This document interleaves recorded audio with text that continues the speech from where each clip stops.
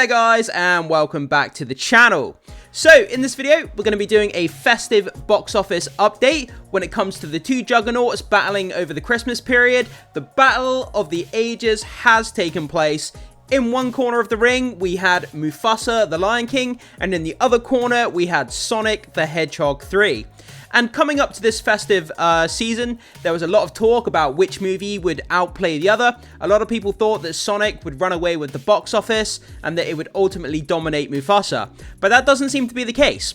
So let's get into this article, let's break down these details, and let's see what happened just over the weekend, this weekend just gone, I should say, when it comes to the battle between Mufasa and Sonic 3, because it's very, very interesting when it comes to the statistics and box office revenue between these two movies.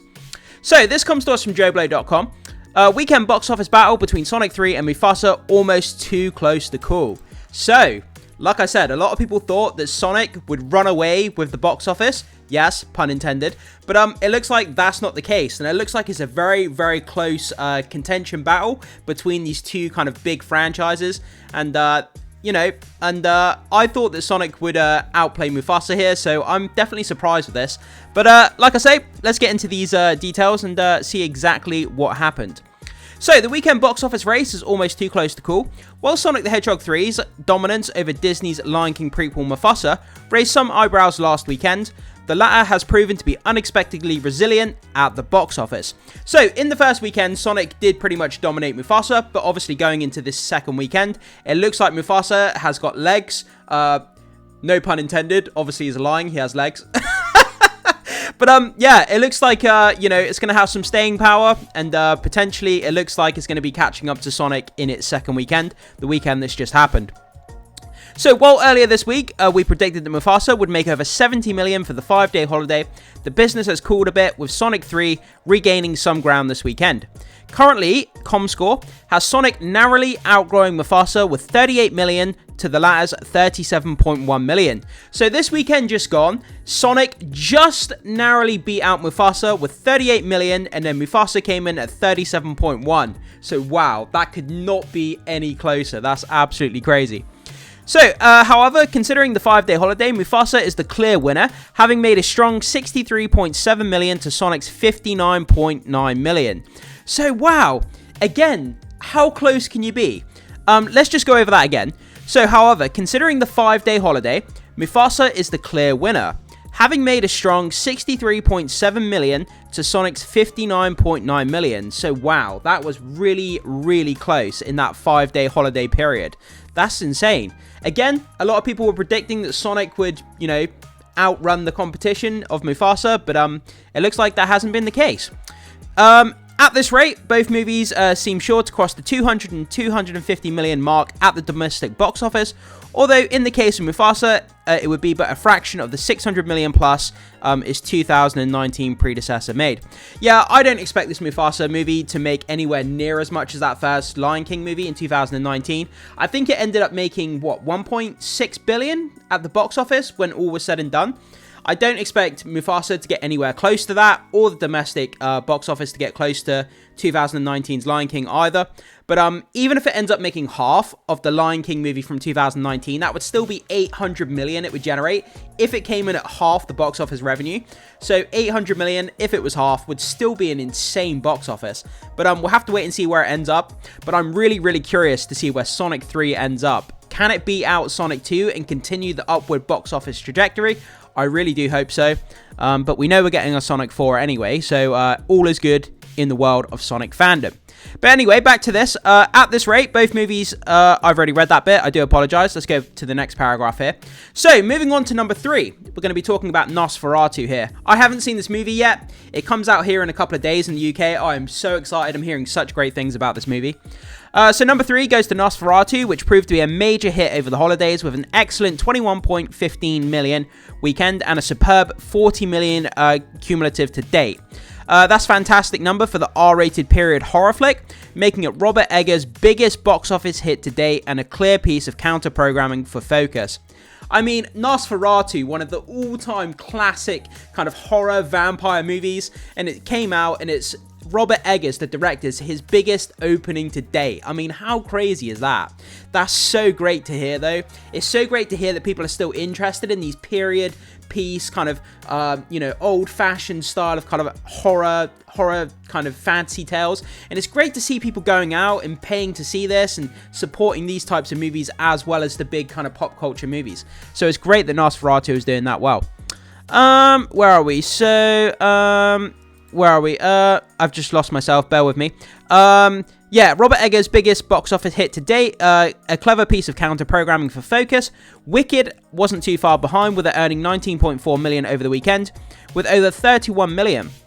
For the holiday, adding to an impressive 424 million total gross.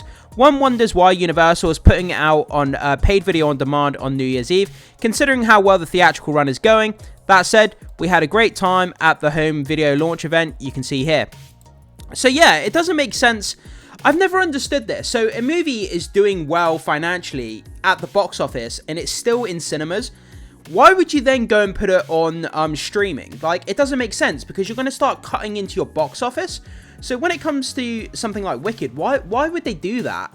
They're so eager to get it out on streaming, they're going to cut into their box office revenue. There's still millions of dollars to be earned at the box office. Why would they do that? From a business perspective, I have no idea why you would do that. You would wait until the box office revenue goes off a cliff, or until basically the box office run is over, then put it on video, then put it on video on demand or streaming. Why would you put it out?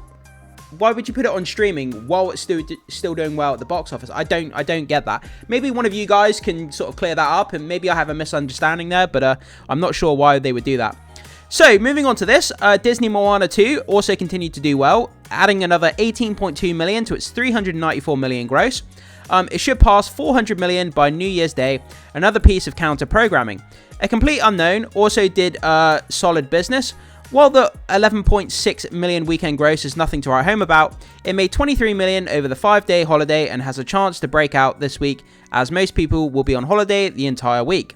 With an A cinema score, the hope is that word of mouth will propel this solid business, and as happened with star Timothée Chalamet's Wonka last Christmas Eve, is Searchlight's highest opener since being brought out by Disney in 2019.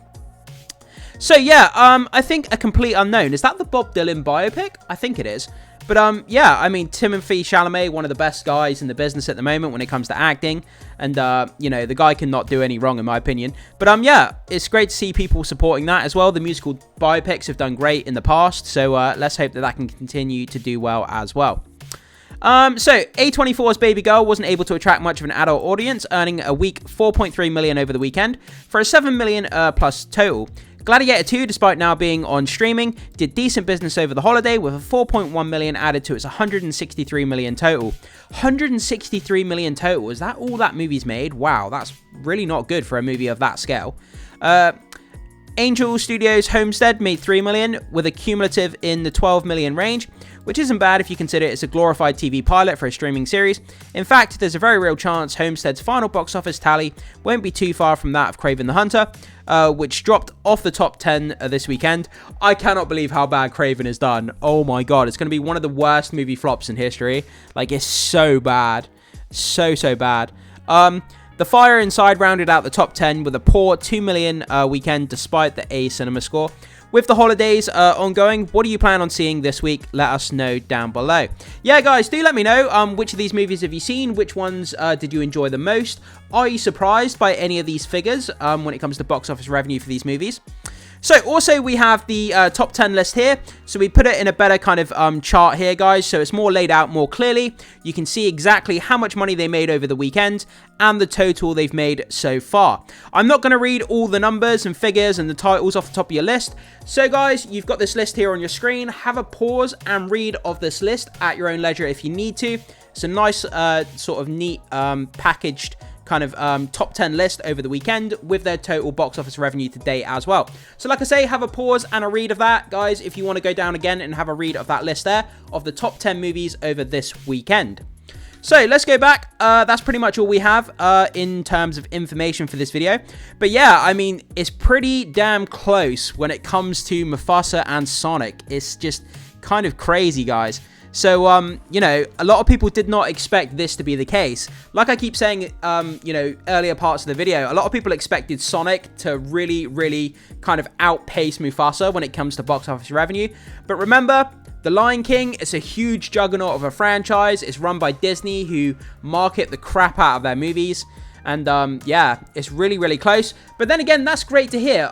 You know, as much as people don't like The Lion King or the Mufasa franchise, I still want it to do well. I still want it to succeed. I love Lion King. It's got a soft place in my heart. I used to watch it on VHS growing up as a kid. So it's great to hear that both of these movies, Mufasa and Sonic 3, are both doing well. I never want a movie to fail. So hearing both movies are doing great, you know, just warms my heart. And it's great to hear that there's a lot of business going around and people are still supporting the cinema going experience over the festive period. But guys, you hear this information here about Sonic and Mufasa being very close when it comes to box office. What do you take away from this information? Are you surprised? Are you not surprised? Have you seen these movies and what did you think of them? Guys, thanks so much for being here. Make sure you hit that like and become a subscriber of the channel. It goes a long way to supporting the content, so I'd really appreciate that. And as always, I will see you in the next video.